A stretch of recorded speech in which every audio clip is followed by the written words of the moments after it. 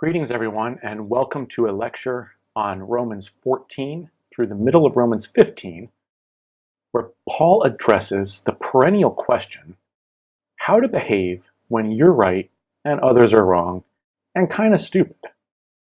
Or if we put it in a slightly more positive and edifying vein, we could say he addresses the question of how to achieve unity in diversity and how to accommodate the weak. Paul begins by saying, receive those or welcome those who are weak in faith, but not for the purpose of quarreling over opinions. In other words, receive those people whose faith is not strong, but not just to beat them over the head about their false beliefs. He fleshes out what weakness in faith entails, what he has in view. Some people have faith and they eat anything. That's a strong, healthy faith, because you're allowed to eat anything in Paul's view. But the weak eat only vegetables. That is, they have a false, weak belief, and therefore they're afraid to eat meat. Well, why would they only eat vegetables? Is this some sort of concern for the welfare of animals or the environmental degradations that follow in meat production? Probably not. This is a matter of avoiding ritual defilement. Think about Daniel when he was in a foreign court with his fellows. He said, "Let us be given vegetables to eat and water to drink." Why? Because Daniel and his fellows resolved not to defile themselves with the king's food. Gentile food and Gentile wine tended to incur ritual defilement. Wine, because when Gentiles open a bottle of wine, this is anachronistic, it wouldn't be in a bottle, they pour out a bit of a libation. Hence, it's become sacrificial. And food, meat, because after all, not only could it have been butchered in the wrong way, not in a kosher manner, but all sorts of meats were de facto ruled out for faithful Jews. I raise this example of Daniel because right from the outset, we need to keep in mind that those people who eat only vegetables would not have described themselves as weak in faith. They would say, we're imitating people like Daniel, a hero of the faith, a hero in the Bible. And in fact, if we take a very quick snapshot, we could realize that this would really catch Paul's attitude, would turn conventional values on their head. In general, when it comes to Jews and idol meat, following in Daniel's example, can think about the Maccabean martyrs. So in 2 Maccabees 6 and 4 Maccabees 5, we get this gruesome story of Eliezer being tortured, and tortured by pagans, Gentiles, who say, look, you've got to eat a piece of meat. And he says, I will not defile myself. And his friends say, oh, just pretend to eat the meat. And he says, I can't even pretend. I'd rather die. Christians pick up that same prohibition. So at the Apostolic Council in Acts 15, they say that the Gentiles joining the movement don't have to get circumcised, but the first thing they name that Gentiles have to avoid is things polluted by idols. And when they repeat that list 9 verses later, they make quite clear what that is with slightly different wording. You cannot eat idol meat. That's the rule. Now, bear in mind, at the end of Acts 15, when they make that decision, they send that letter out. Okay, everyone, no idol meat. And who is the person sent to deliver that message to Gentiles throughout the world? Paul. So bear in mind, Paul's supposed to have this apostolic letter in his back pocket, and that's what he's going to tell people. Just to give one more really virulent tirade against the possibility of eating idol meat, the book of Revelation says, speaking to one of the 7 churches, I have against you this, you tolerate Jezebel, who says she's a prophet, and she says to my servants, they can eat idol meat. A prophet in the churches who's telling people they're allowed to eat idol meat. Who is the book of Revelation talking about? What sort of figure? Well, before we come back to Romans, we're going to take a detour with 1 Corinthians 8.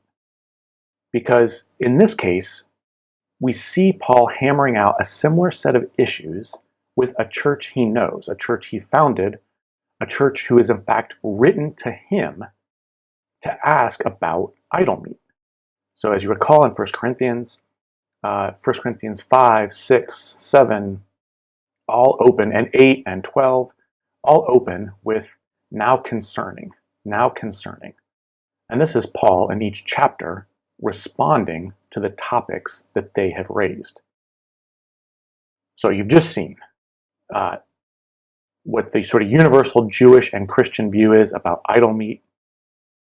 And Paul says, now concerning food sacrificed to idols, we all possess knowledge. That's right, Paul. What's that knowledge going to be? The knowledge is going to be that the apostles in Jerusalem made a Spirit-inspired decision and said, absolutely not. This has been the uniform view of all of God's people from the beginning of time. No.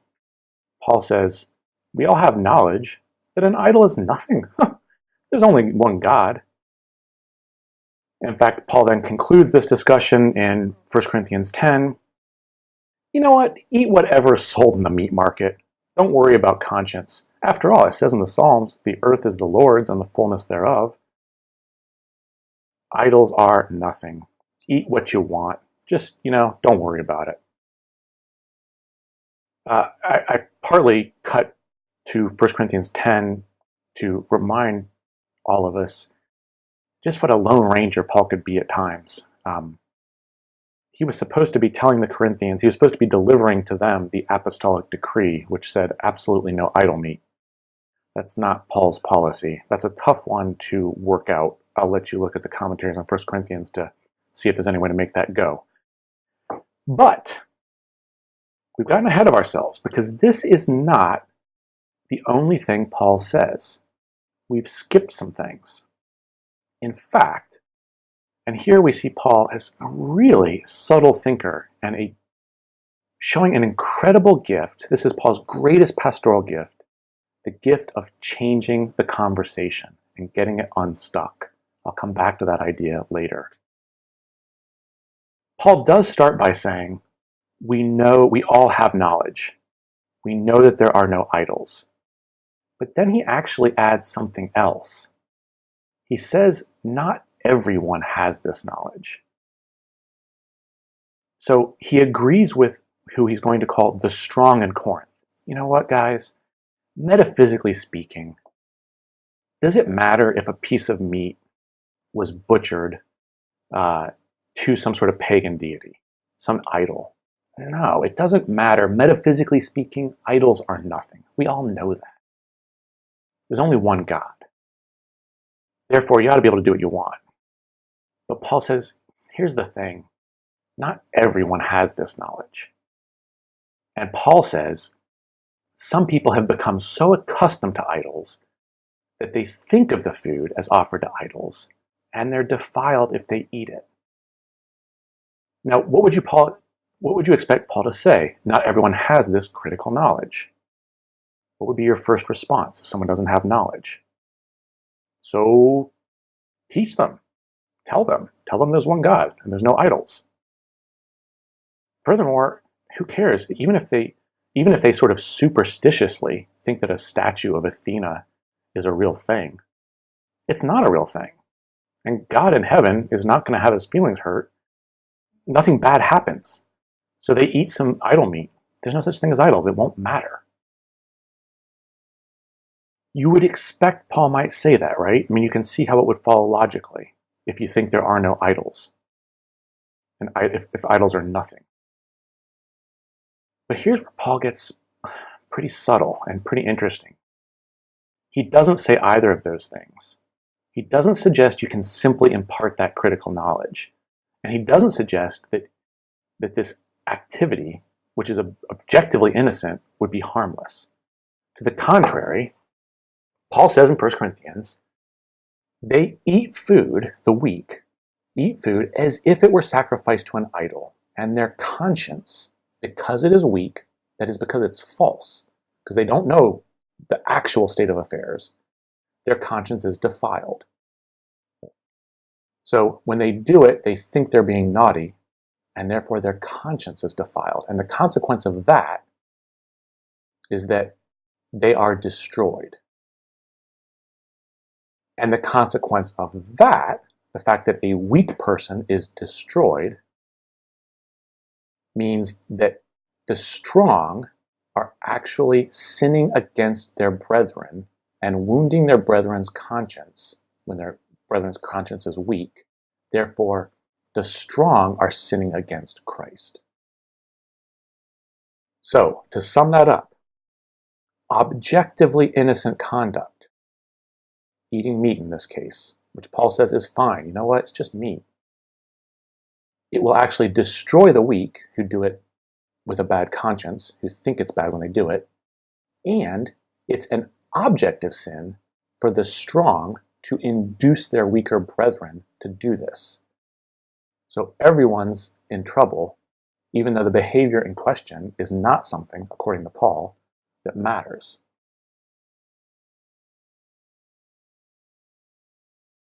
To recapitulate, the Corinthians say to Paul, the reason they think they can eat idol meat, is they say, hey, we all have knowledge that there's one God. Paul corrects them. Not everyone has that knowledge.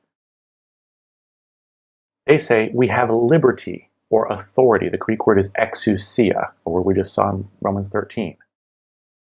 And here Paul says, well, don't let your liberty become a stumbling block to the weak. If food causes my brother to stumble, I will never eat meat again. In other words, accommodate the weak. Give up your right, your exousia, for the sake of your brother. So, a mystery sometimes for people looking at 1 Corinthians has been that 1 Corinthians 8 talks about idol meat, and 1 Corinthians 10 talks about idol meat. And 1 Corinthians 9 opens by Paul talking about his apostolic rights. Am I not an apostle? Am I not free? Don't I deserve pay? Don't I have exousia? But that last word is the key. This is not a tangent for Paul to talk about his rights as an apostle. He's using himself as an illustration of how he has given up some of his own rights. In this case, his right to pay is the one mainly in view. He's saying that's what you do with freedom, folks. You don't hold on to your freedom so tightly that you destroy your brothers and sisters. I became weak to the weak so that I might win them. We see Paul take up this very same language in Romans 14. Whereas in Corinthians, he speaks about people having a weak conscience and being destroyed because their conscience is built up. In Romans 14, he speaks of it as faith. The one who doubts is condemned if he eats, because his eating is not from faith, and whatever is not from faith is sin. If your brother or sister is being injured by what you eat, you're no longer walking in love. You are destroying the one for whom Christ died. The most remarkable thing about Paul's discussion of idol meat in 1 Corinthians and this range of conduct in Romans 14 and 15 is his concern to accommodate people who hold what he regards as inaccurate beliefs. Indeed, in these passages, Paul doesn't express concern that misguided scrupulosity on the part of the weak might rob some believers of good things. To the contrary, he urges those with the correct assessment of their freedom, the ones who know the truth about idols, or the ones who have faith to eat everything, he urges them to forego their freedom, lest they stumble weaker sisters and brothers. Now, stumble or offend doesn't mean what we mean by offend. Rather, as Paul spells it out very precisely, stumbling means persuading a fellow Christian to live into a freedom that they don't truly believe is theirs, like eating idol meat or dispensing with the observance of days.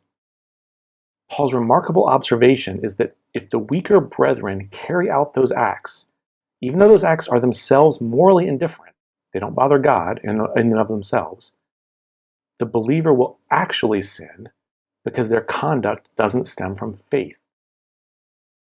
In a sense, Paul expounds what we might call a restrictive relativism. We're used to thinking of Paul and the Bible as being the opposite of the modern world's lax moral relativism. But You can't find a clearer statement of relativism than in Romans 14:14. I know and am persuaded in the Lord Jesus that nothing is unclean in itself. There's the metaphysical truth of the matter. But it is unclean for anyone who thinks it's unclean. That's relativism. Things become right or wrong based on your beliefs about them.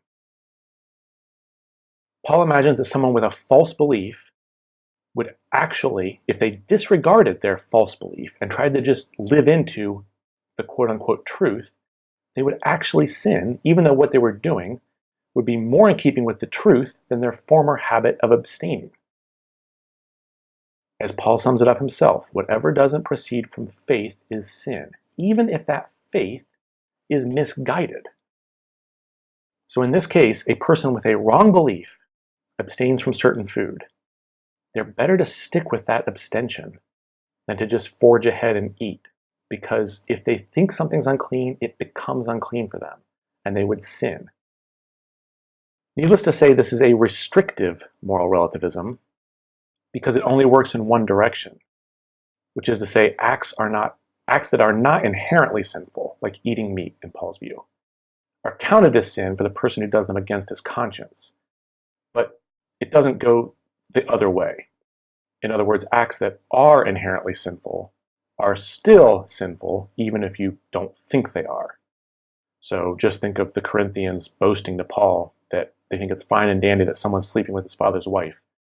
Paul doesn't say to them, well, as long as you believe that, it's okay. In other words, false beliefs can make an objectively innocent action into a sin, but false beliefs cannot make an objectively sinful action into something innocent. The mystery in all this is why Paul doesn't just think people can change their beliefs and conduct themselves according to the new true beliefs. Why not simply instruct people who think one day is different from another that they're wrong? If their faith is weak, why not just strengthen it? If someone thinks food is unclean, as is his example here in Romans 14:14, why not just say, hey buddy, guess what? It's not.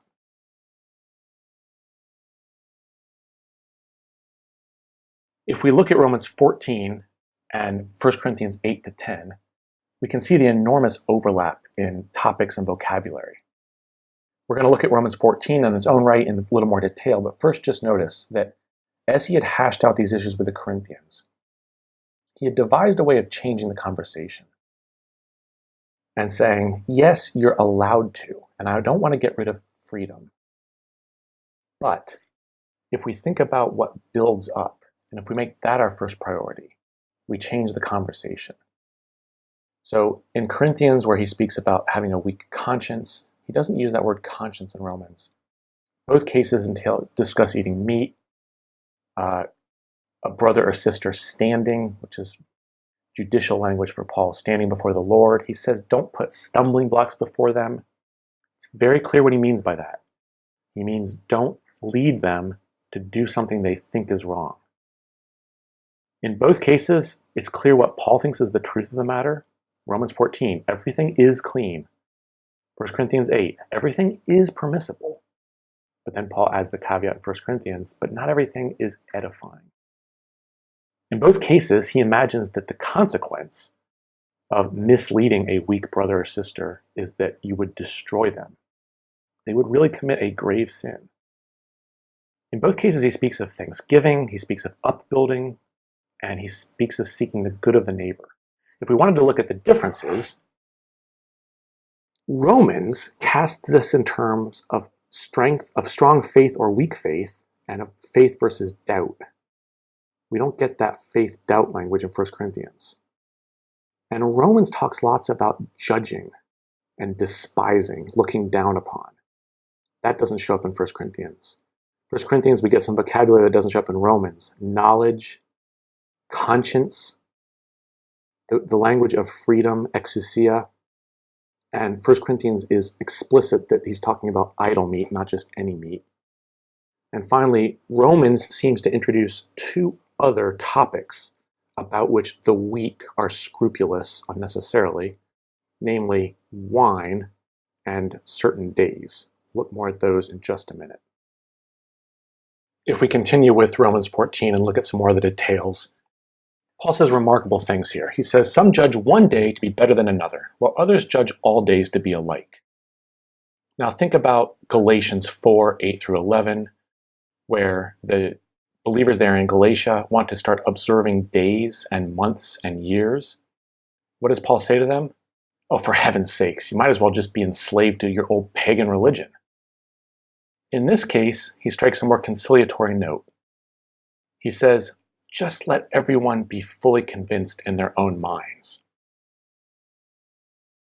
And quite remarkably, he says that those who observe days do it to the Lord. And on the other matter of different conduct, he says those who eat to the Lord, because they give thanks to God for their freedom to eat whatever they want.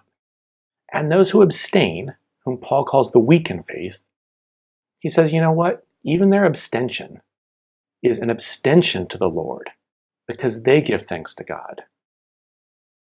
That's a remarkable statement for Paul, because Paul is not loosey-goosey when it comes to what he thinks is right theologically.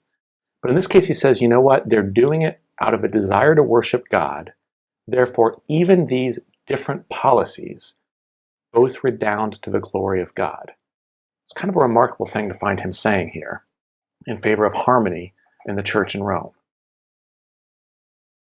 He goes on to emphasize that what he wants is faith for each individual and leaving judgment to God. Why do you judge your brother? Why do you look down on your brother? It's possible there that we should even imagine those two clauses being spoken to different people, different sides of these factions. Who's the one judging the brother? Perhaps the one who abstains and eats only vegetables. They judge the people who eat anything, because those people seem very lax with regard to God's holiness. Why do you despise your brother? Why do you look down on him as a silly, superstitious prude who doesn't realize they're free to eat what they want? In any event, everyone will stand before the judgment seat of God. Don't you worry about judging. Paul goes on then to give a litany of passages about every knee will bow and tongue confess. God is judge. Therefore, don't pass judgment, but judge to not put a stumbling block.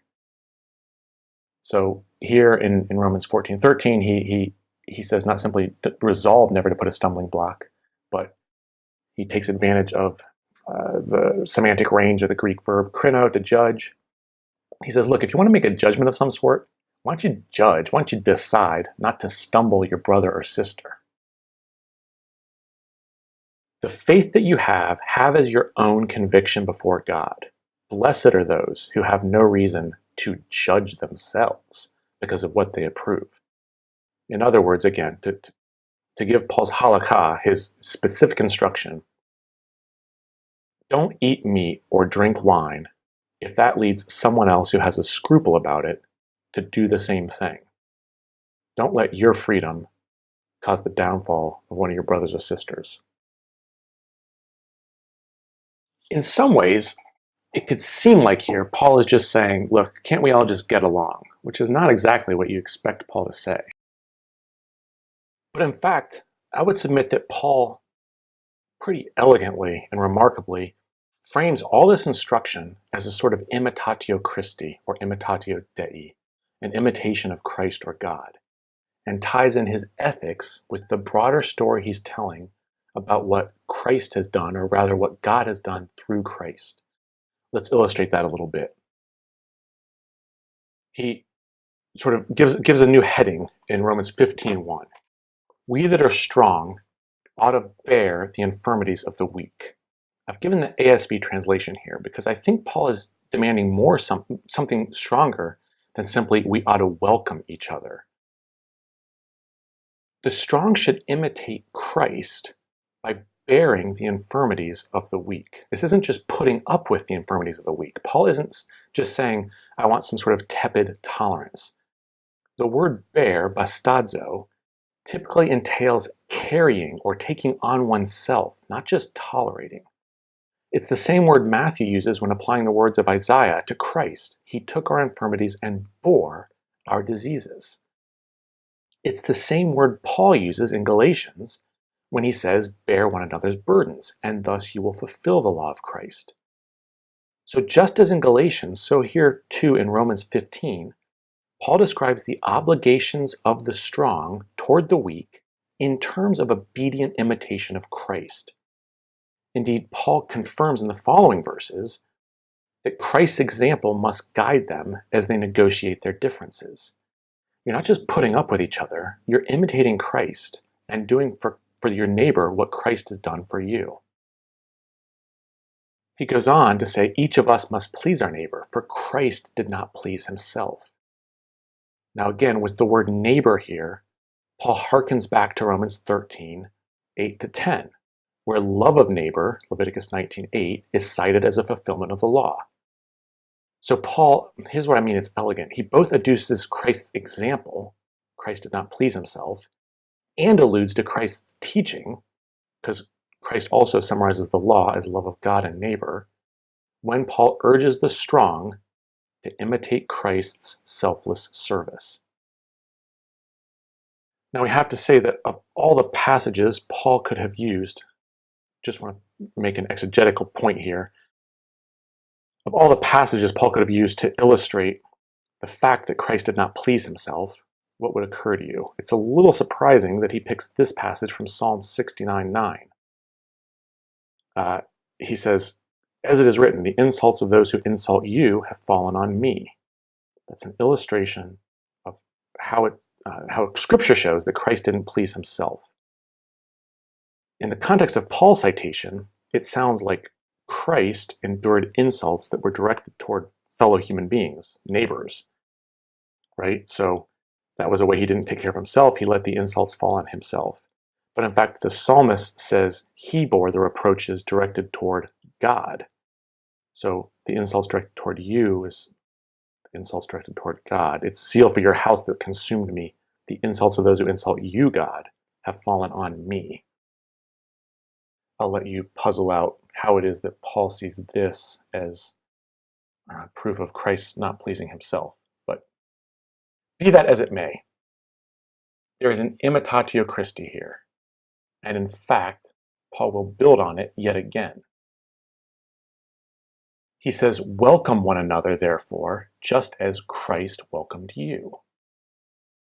This dovetails with how he opened the entire section. Welcome the one who is weak in faith. Not to pick on him, not to fight about opinions, but because God has welcomed them. So what God has done, you should imitate. What Christ has done, you should imitate. Again, not only is this statement backward looking toward the opening of this whole exhortatory section on welcoming one another, but it looks forward in multiple ways. What does it mean that Christ has welcomed you? Well, more pointedly, he has welcomed you Gentiles. He's welcomed them. They're the wild olive shoot grafted in. They're the outsiders who got included. Therefore, especially if it's Gentiles, Gentile believers in Rome, who are looking down their nose at Jewish believers in Rome, who still hold fast to certain law-based observances, Paul says, you know what? You want to imitate Christ who welcomed you. And here, Paul pulls together the grand themes of his whole letter. Christ came, first of all, as a servant of the circumcised. In other words, for the Jew first. This is how he opened Romans. On behalf of the truth of God, here we hear the theme of Romans 9-11. God's pistis, God's fidelity, God's truth. God kept God's promises. God kept God's promises to the patriarchs for the sake of the Gentiles. That is, you, who were welcomed late in the day. So what Paul has begun in Romans 1:16, he's starting to bring to fruition and showing that this sort of abstract salvation historical project, proving that God has kept all God's promises to the patriarchs, it all comes together in practical ethics. Why should they deal with each other? Why should they receive each other? Because that's how God received them. And all of this redounds to the glory of God. So Look how dense the language of glory is in this section. What's the purpose of all of this grand plan and of the ethics that Paul's encouraging? So that together, why does he want people to get along? So that together you may with one voice glorify God. Welcome each other as Christ welcomed you. Why did Christ do that? For the glory of God.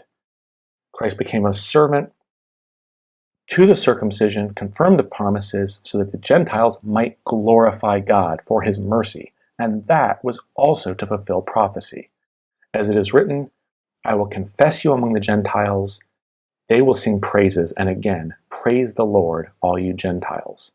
In other words, everything Paul's instructing here, he wants to say, is not merely about some sort of, oh, can't we all just get along? He says, no, it's been God's plan to create one new people out of the two from the beginning, and all of this redounds to God's glory. In conclusion, he prays that God might grant joy and peace in believing. Lovely turn of phrase, that use of faith there, joy and peace in believing. It harkens back to 14:17, where he says, look, guys, the kingdom of God is not about eating and drinking, so don't fight with each other about who does eat and who doesn't. The kingdom of God is about joy and peace in the Holy Spirit. Here again, he comes back to this joy and peace. Peace, in other words, not squabbling, not arguing about beliefs, but receiving one another. And in sum, what I think is sort of remarkable here, if I could just give a brief peroration, is that Paul's shown an ability here to reorient a conversation, to get something unstuck. And here's what I mean by that. Whenever there's a disagreement in theology, there's something that's true and there's something that's false. And whenever there's a disagreement in ethics, there's a right and there's a wrong, or at the very least, there's a better and there's a worse. This being the case, presumably both sides in Rome were thinking of each other as weak. That is, both sides in Rome, in this particular disagreement about food and days, felt some superiority to each other, but also probably felt a very honest sense of concern for their mistaken brethren. So they're misinformed or they're morally compromised. They need the truth. So it seems like there's only two options. Either you slack with regard to the truth, you compromise, you let things slide, or you reprove each other and you fight about it. But Paul avoids settling for either of those options. He doesn't want to discourage zeal for the truth, and in fact, he sides with the strong, we who are strong. And he doesn't disagree with the idea of moral admonishment. In fact, the very next verse in Romans will say, you are capable of admonishing each other. But he changes the problem from one of right or wrong, or truth or falsehood, into a category of strength and weakness. And that changes the ethical entailments. If you're ethically superior, that's grounds for boasting. If you're smarter and you know the truth, that's grounds for boasting. 1 Corinthians 8:1, knowledge puffs up. But if you're stronger, you have an obligation to help. And especially if you're stronger in faith. Thereby, Paul invokes, with that language of being strong in faith, he makes the Romans reorient the conflict they're feeling. And in a sense, he makes them each say, faith, after all, has been the great leveling principle between Jew and Gentile and everyone.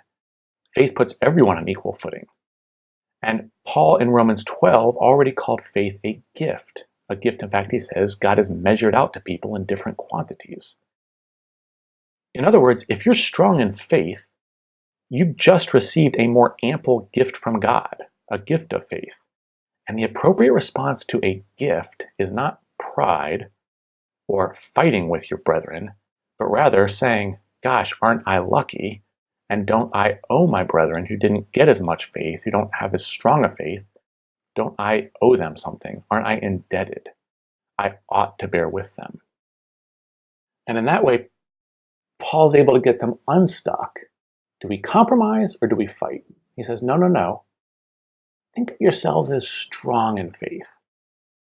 And you know what? You're such big boys and girls. You're strong in faith. You can bear with their weaknesses and thereby imitate Christ, who bore with you, Paul says. And in that sense, he elevates his ethics to an imitation of Christ, and he even connects his instructions to the grand salvation historical story he's been telling from the beginning. Not a bad feat.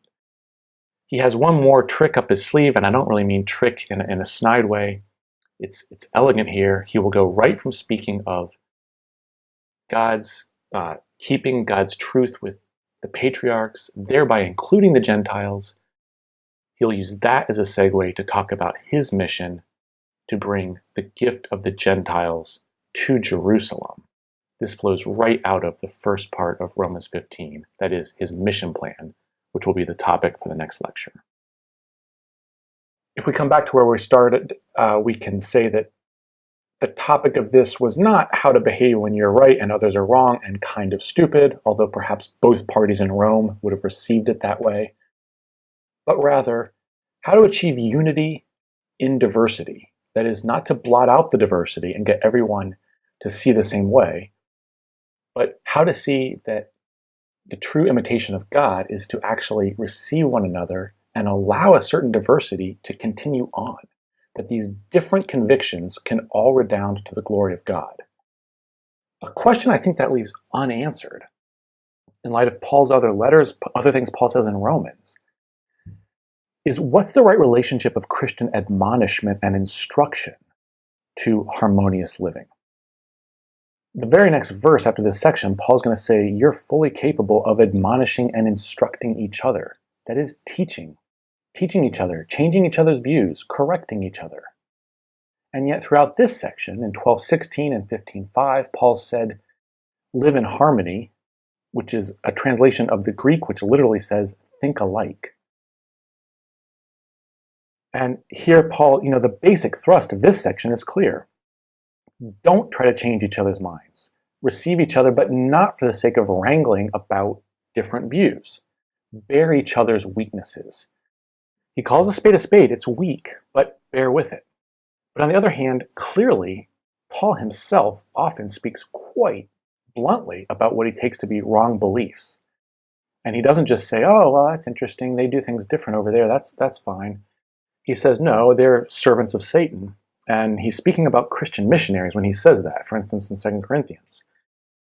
I don't mean to take Paul to take his argument ad absurdum, but you do have to ask, can every ridiculous belief be done unto the Lord? The principle Paul establishes in 14:5 and 6, that as long as a person is fully convinced, then whether they observe days or don't, eat or don't, it's all done unto the Lord. But surely there's a time and place to correct someone who thinks they're doing something that's right before God, but where you just say, you know what, that's ludicrous. That's called superstition. That's ridiculous. Paul doesn't spell out how to discern that here. I think he probably follows the Spirit and follows his own intuition. The other thing I just want to make sure that we get clear, because I hear it misunderstood fairly often, is Paul says, put no stumbling block or hindrance, scandalon, in the way of another. This could even be translated in some translations. It says, put no offense in anyone's way. Don't offend a brother. And it's important to say that Paul does not mean don't hurt feelings. And in fact, Paul himself holds that the very proclamation he is running around the world spreading is an offense, a scandalon, a hindrance, something that bothers people. And he is troubled by the notion of any version of the gospel that would remove the scandalon of the cross. Paul doesn't mind hurting feelings, and he doesn't mind the thought of his congregants hurting feelings. But Paul has defined, both in 1 Corinthians 8-10 and here in Romans 14-15, he's defined stumbling someone in a very particular way. Stumbling means causing someone to do something that they think is wrong, when in fact it's not wrong. So it's causing someone to eat. They actually are allowed to eat in God's view, but they don't know that. That's what stumbling means in this context. It doesn't mean for Paul it's wrong to ever give offense.